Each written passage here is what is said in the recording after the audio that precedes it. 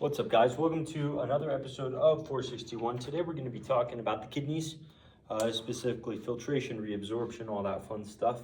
I've kind of drawn up some diagrams we're going to go along and we're going to label them.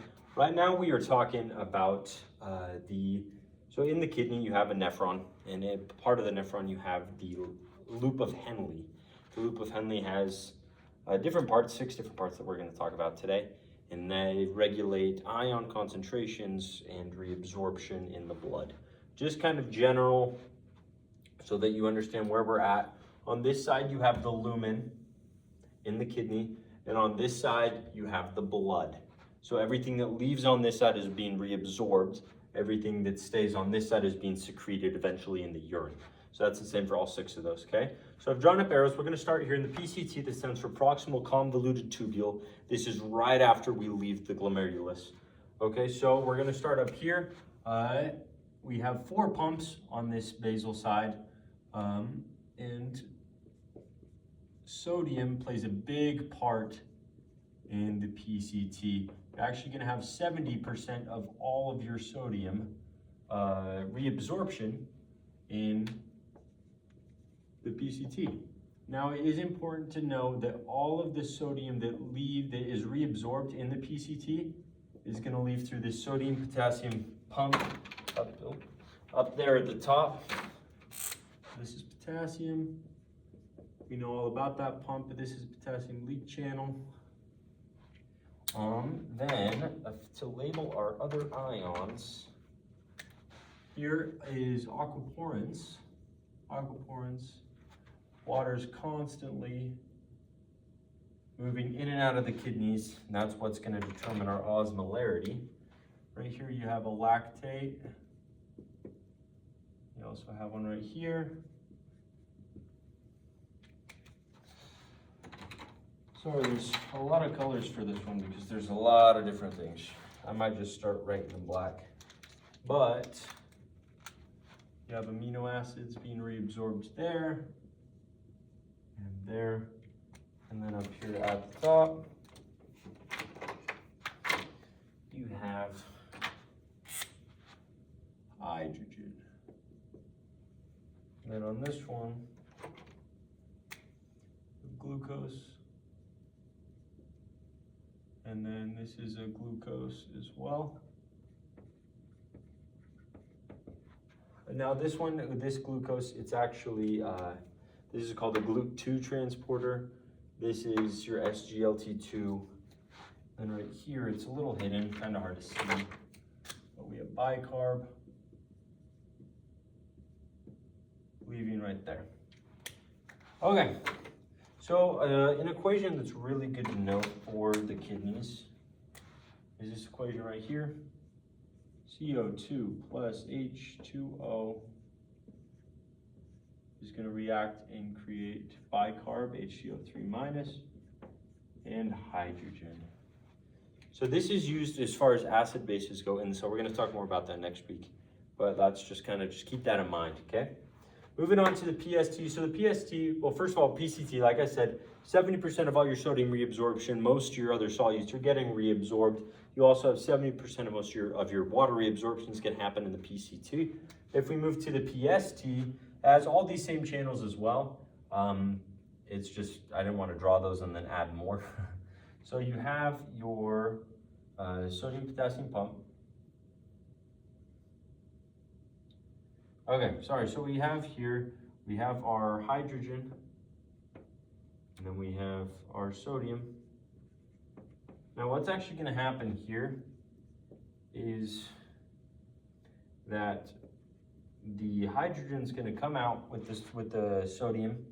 It's going to come out right here, and it's going to bind to this base that's out here. They're going to come through the membrane, and they're going to dissociate again and power that pump again. All of that to pump chloride into the cell. Over here we have a chloride potassium pump, and then we have potassium here, chloride here. Okay, that's the PST. This is osmolarity doesn't change in the PCT, doesn't really change in the PST. Now we're moving on to the descending, all the other ones, that's where it's really going to change. So the descending tubule, also mainly designed for water reabsorption. water there, water there. Up here you have your sodium potassium pump. Okay, so your osmolarity is actually going to decrease because increase, I mean, sorry. It's going to increase from about 150 to 600 as you move down the descending tubule. Okay, now we go up to the ascending tubule. So here, as you can see, water is actually impermeable here. So water is going to stay in there. You're actually going to go from about from 600 to 150 as you move up the ascending tubule. A few channels you should know here. NCCK, that's pumping. This is involved in active transport. You're pumping sodium, pumping chloride, pumping potassium, all in the cell. And that X right there signifies that those are all actually inhibited. That pump is inhibited by your loop diuretics, your bumetamide, your furosemide. NH3 right here, it's going to pump hydrogen out, sodium in. And right here, this is potassium channel. This is potassium channel. This is potassium channel. And then that one, I believe, is here's your sodium potassium pump. Potassium. And then this one is chloride, I believe. Pumping chloride out, sodium in, and you have a chloride leak channel. Moving over here to the macula densa, let me turn this slightly. In the macula densa, we're still impermeable to water. You have your NCC, you're pumping sodium in, pumping chloride in. Your aquaporin channels are closed. Right here, you have your sodium potassium pump. Sodium, right there, potassium, and then I believe you have a chloride again. Okay, moving on to the collecting tubule. Right here, you can actually have two different variations of this depending on ADH and aldosterone. So basically what's gonna happen, let's start without ADH first. So without ADH, what you're gonna do is you have an ENaC channel, it's a sodium leak channel, sodium's coming in. You don't have aquaporins here on this apical side is the problem. So your water's just bouncing off. So that means that if you don't have ADH activated, your urine is going to be very dilute because there's a lot of water in your urine. So this is an aquaporin channel, but it's not being used. You have your sodium pump, sodium potassium pump. You have a potassium leak channel. So that's if ADH is not being activated. It's called diuresis. Antidiuresis is when it is activated. What's going to happen is you have your ADH here, we'll activate it. That's going to come, it's going to activate a GPCR, which is then going to activate the GS subunit. The GS subunit is going to come over here, activate adenylyl cyclase, which is then going to make CAMP, which is going to activate PKA, which is going to phosphorylate this vessel, right, this vesicle right here, which is going to insert aquaporins into the membrane, allowing water to come in and out, concentrating the urine even more, okay? Now, high aldosterone. What does aldosterone do? We'll talk about where it comes from and stuff later. But aldosterone, what it's going to do, it's going to come in here. It's going to, on the nuclear level, cause the release of, enzymes that are going to make more ENaC channels, letting more sodium in. The more sodium that comes in here, the more sodium leaves, the more potassium comes in here, which can actually create a state of hypokalemia.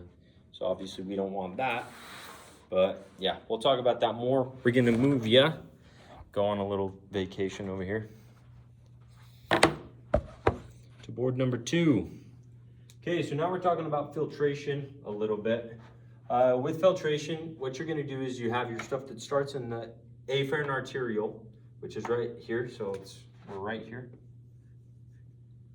And then it's going to come up through, these are called fenestrae. It's going to come up and pass through these holes. Now these are slightly negatively charged, and as well as they kind of big on size. So they're only going to let certain things through. They're not going to let red blood cells through. They're not going to really let proteins through. They're not going to let albumin through either. Then you're going to come up here, you're going to hit what's called your basement membrane. This is the big filtration one. It's mostly going to filtrate out your negative charges. Then you're gonna get up here to what are called podocytes right here. And they have these kind of fingerling things that are gonna create what's called a filtration membrane. And then only certain things can get through there. Like if I put my hands like this, only certain things, only small things could get through. So that's gonna be more of a size one. If we turn you slightly, now we're talking about RAS. We talked about RAS a little bit in our cardiac unit. So renin-angiotensin-aldosterone system, I believe. But basically your angiotensin 2 is going to get activated. It's going to cause a few different things. It's going to activate your adrenal gland, creating an increase in aldosterone. And then like we saw over there, it's going to create an increase in your ENaC channels, but you don't want too much, because if you do too much, then it's going to cause hypokalemia. Hypokalemia actually can cause problems. It's going to activate your kidney, which is going to cause vasoconstriction of your efferent arteriole. Basically, very simplified drawing. This is your afferent arteriole. This is your efferent arteriole. This is your glomerulus. And basically, blood comes in here, gets filtered here, leaves through there. Now, what can happen is, Ross, it's all about GFR. Basically, GFR is the glomerular filtration rate. It usually should be about, so we'll do GFR, should be about 125. If it's too high, too low, bad things can happen. So let's say that it's too low. We're not filtering enough stuff. Basically, what's going to happen is your angiotensin 2 is going to get activated by decreased GFR, and then that's going to activate the kidney, which is going to cause efferent arterial vasoconstriction. So this is going to get narrower, which is going to actually back up some blood into the glomerulus and allow for more blood to be in there, more filtration to occur. If we look over here, your blood vessels, if they vasoconstrict, you're going to cause an increase in blood pressure, which can help with GFR. And then over there on the left, it's going to activate your brain, cause you kind of feel thirsty, and it's going to increase your ADH, which, as we talked about over there, ADH is actually going to cause more water to go through. Okay, so that's kind of Ross. Let me grab an eraser real fast. If we keep talking a little bit about GFR, we'll finish up here mainly just talking about how two more methods that our body uses to regulate GFR. The first one sec, let me erase this.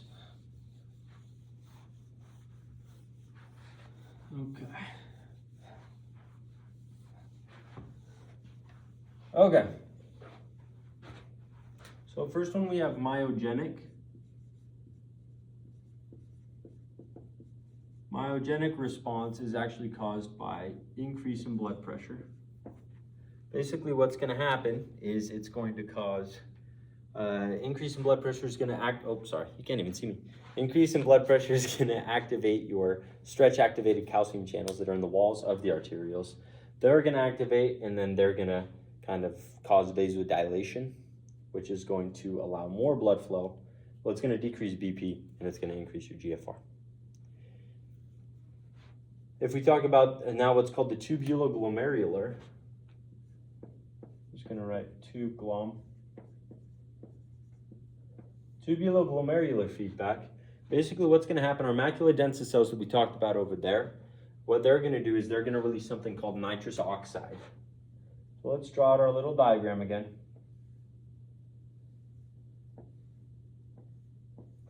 Okay, so we have our afferent arteriole. In this case, with the decreased GFR, it could be caused by a constricted afferent arteriole. Not enough blood is getting to the glomerulus for filtration to occur. So what's going to happen, the macula densa cells are going to release something called nitrous oxide, which is going to cause vasodilation. More blood's going to be able to get to the glomerulus, and filtration is going to increase. As a last-ditch effort, what's going to happen is your sympathetic nervous system will actually release norepinephrine, which will cause vasoconstriction of the efferent arteriole, which is, like we said, is going to back up your blood flow, and then you're going to have increased GFR. So that's the kidneys. Have a good one.